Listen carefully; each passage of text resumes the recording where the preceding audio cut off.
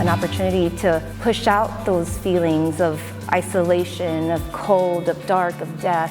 Storytelling takes many shapes. Kill a hog, or like wrestle a hog to the ground to save my child. Writers from South Texas are sharing tales inspired by or rooted in this unique region. A memoir wrapped in this fiction tortilla of time travel. We're hearing about what sparked them. And I realized that I really wanted to write about it. Challenge them. It was frowned upon for a male to be writing stuff like that, so I destroyed him.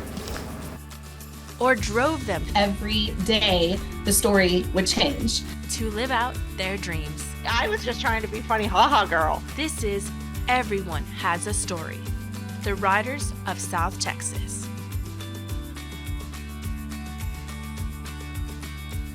Welcome, I'm Darcy Ramirez, KENS 5 digital reporter. Now, we all have those family stories passed down for generations that we thought would make a good book. Well, this first author turned her family's legend into a groundbreaking Western novel. I sat down with one South Texas author who broke into this new frontier with her great-grandfather's unbelievable story. Thank you guys so much. And thank you, Katie, for being amazing moderator. It was a story passed down in her family, a legend told to each generation, an incredible tale of her great-grandfather. And it was a story that I had grown up hearing, but I knew that I was always going to eventually work on this story.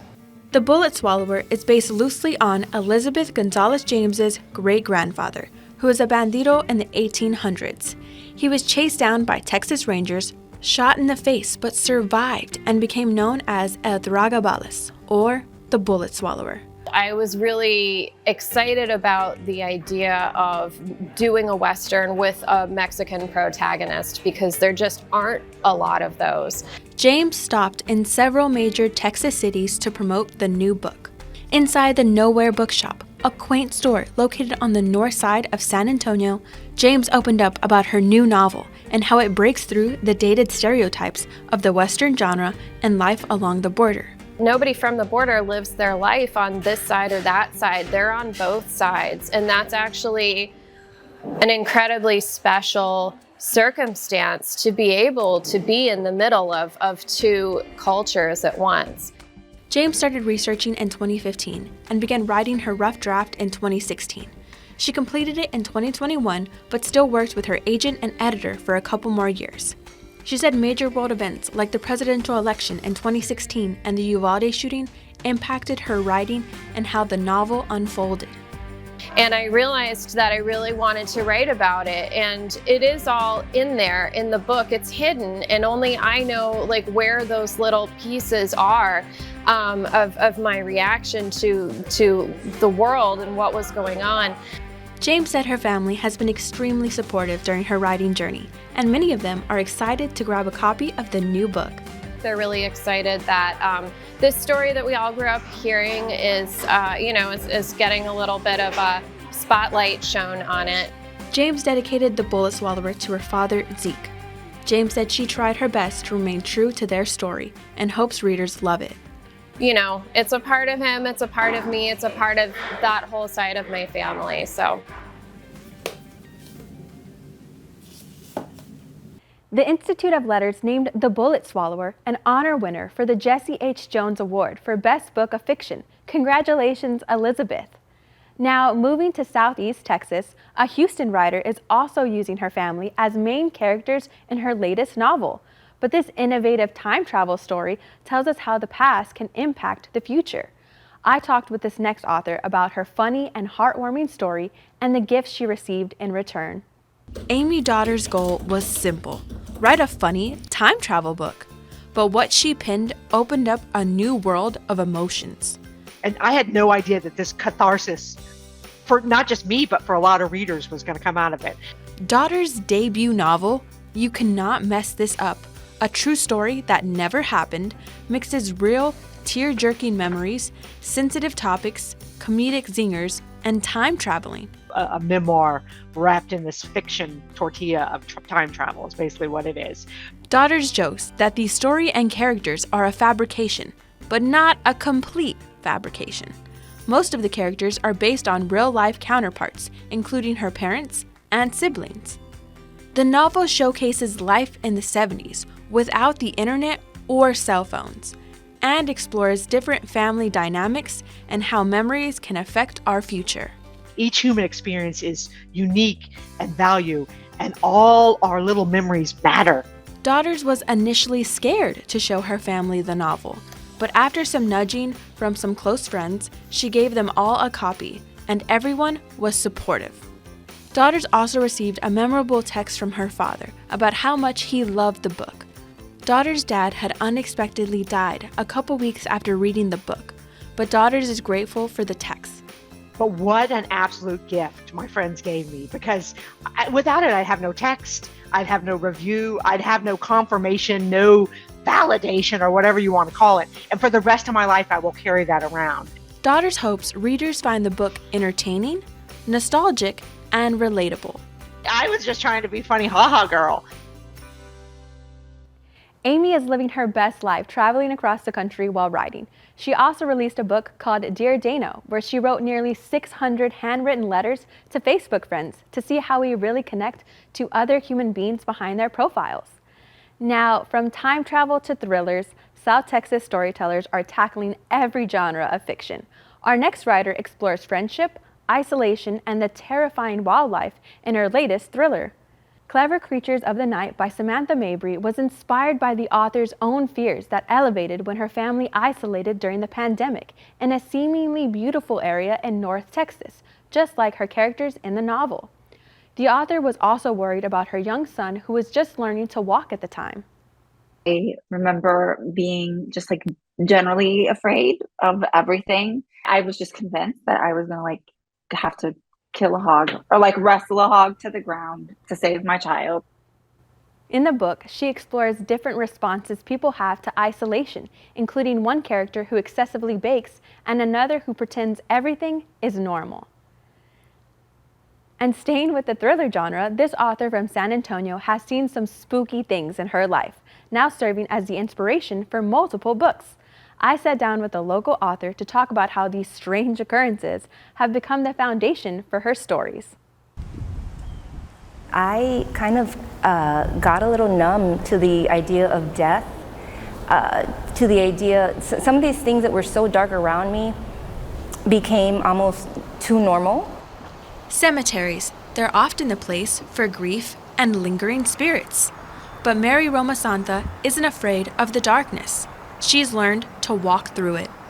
She grew up next to the city's largest cemetery, working in her family's flower shop, while her father, a pastor, performed exorcisms all over the city. A lot of it, I couldn't actually even talk about it. I just kind of felt like weird, like that goth person, that dark person that is bright on the outside but is kind of holding everything on the inside. This unusual lifestyle has shaped the way Mary sees the world and what she writes about.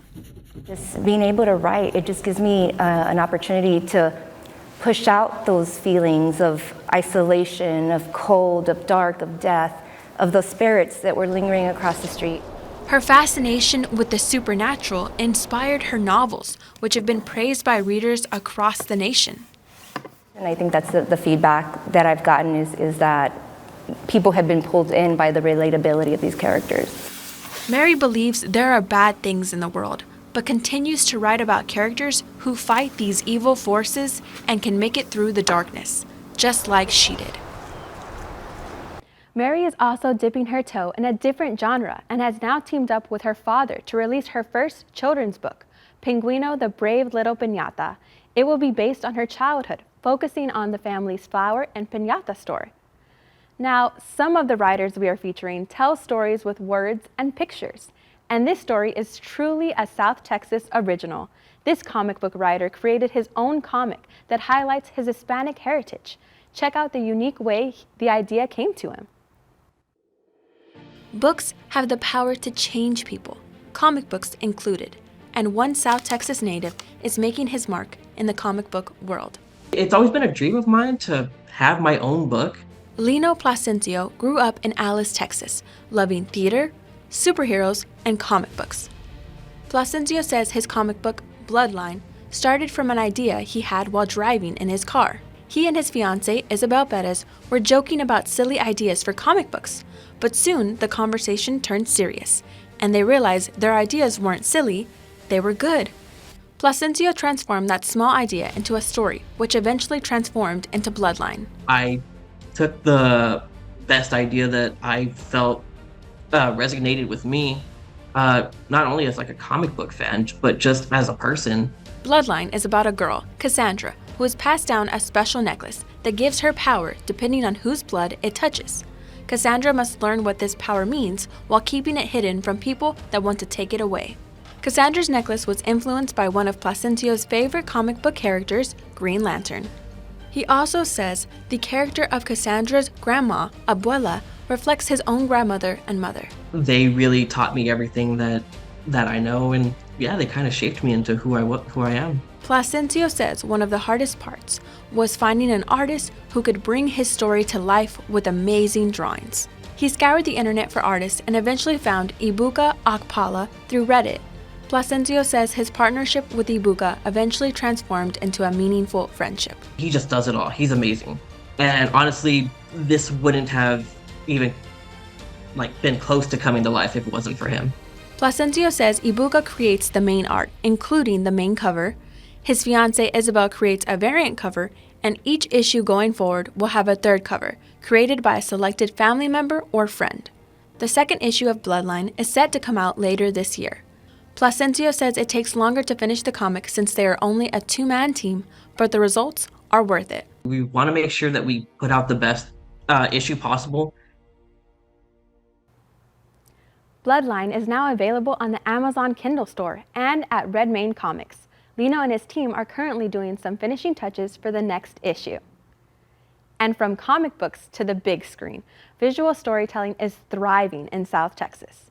A San Antonian is pursuing her dream of becoming a screenwriter. I talked with the author about her transition from novels to screenplays.